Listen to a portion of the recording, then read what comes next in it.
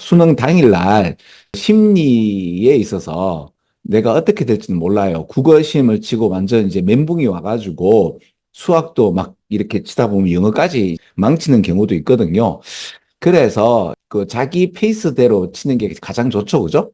그런데 이제 자기 페이스가 아니다 싶어서 영어가 잘 눈에 들어오지 않으면 제가 지금 제시드리는 방향으로도 한번 검토해 보세요.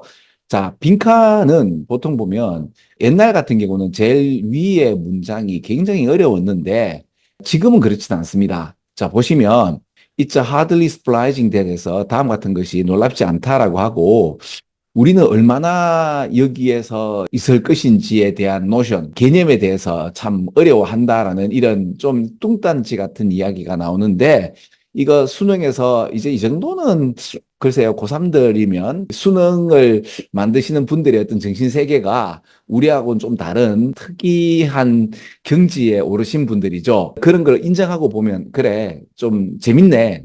웃기죠, 그죠? 우리가 얼마나 이 지구별에서 있을 것인가에 대한 개념, 생각해 본 적이 없단 말이에요. 그죠? 근데 이제 아까 말씀드린 대로 멘붕이 오게 되면 이게 뭔 말인지 모르고 당황하다 보면, 그죠? 외국어잖아요. 그죠?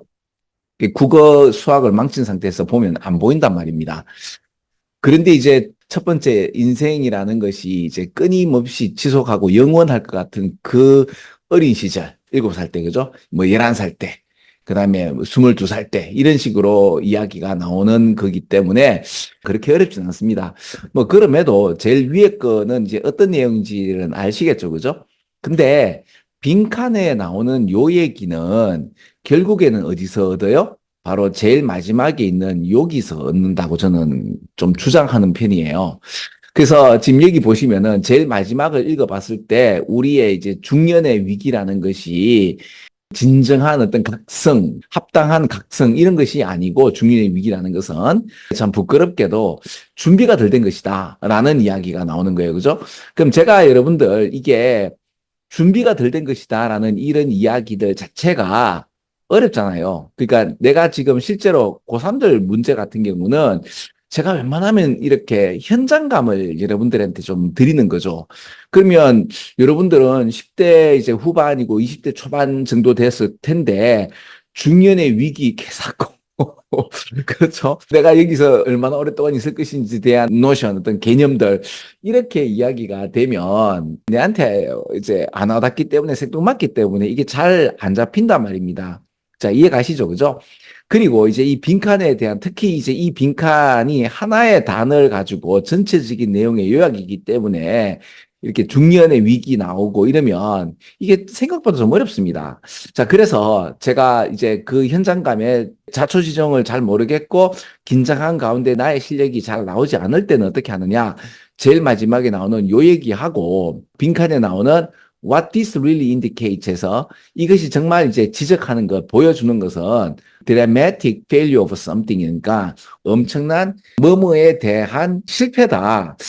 그럼 여기서 이제 여러분 실패다라는 요 얘기가 드라마틱 페일리어를 갖다가 일이라는 표현이고 그럼 prepared라는 표현하고 가장 가까운 게 뭐냐? 한번 보세요. 연민의 정에 대한 실패다가 준비가 안 된 것인지 예측에 대한 실패다. 콜라보에 대한 협동에 대한 실패다. 범주화에 대한 극적인 실패다. 그리고 개인화에 대한 드라마틱한 그 실패다 중에서 제일 맞는 거는 요거죠. 제가 어떻게 푸는지 아시겠죠, 그죠?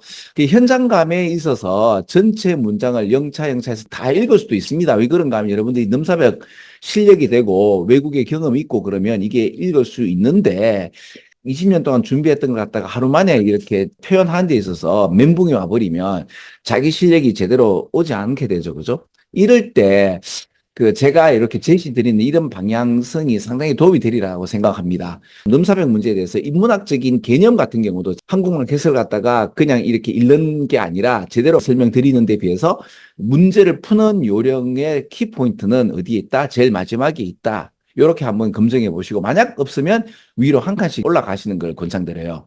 수능 전까지 요 얘기를 좀 드리도록 하겠습니다. 자, 그래서 수능 독해 연습 미니 테스트 2의 14번 요청 문제는 이렇게 끝을 내겠습니다. 끝.